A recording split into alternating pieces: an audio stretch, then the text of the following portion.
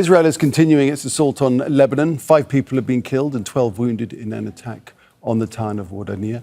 And the Lebanese Civil Defense says 5 paramedics were killed in an Israeli strike in the Tyre district. Let's cross to Imran Khan, who's in Hasbaiyya in southern Lebanon. Imran, so what more can you tell us about these strikes?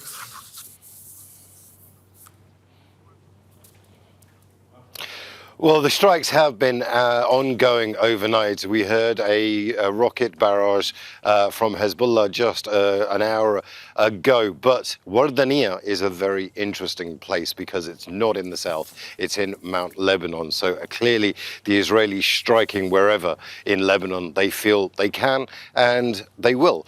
But slightly more concerning to the Lebanese medical services is the fact that medics have once again been targeted. You speak to medics now and they say they feel that they are being deliberately targeted. Over 100 medics have been killed since hostilities broke out. And it's having an effect. Hospitals here in southern Lebanon and frontline medical centers have been shut down, at least 40 of them since October the 8th, simply because Israeli airstrikes are coming too close into their compounds for the doctors and the frontline staff to say we can operate here safely. So they've shut them down. That's at least 40 out of 137 hospitals across this 120-kilometer border. So the frontline emergency services are incredibly stretched, and this is all just putting on more pressure on them. And like I say, you speak to medical staff and they tell you, we feel that we are being deliberately targeted, and it's exactly what the Israelis did in medical facilities in Gaza. Right. And there have been more attacks on Beirut after the Israeli army made threats to residents to leave the southern suburb of Tyre. So what's the situation now?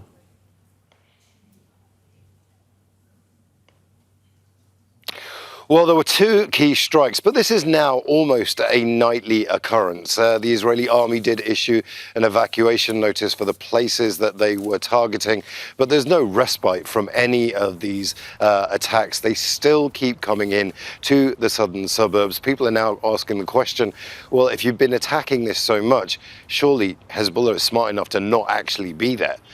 They must have left by now, and there's been a lot of displacement there as well.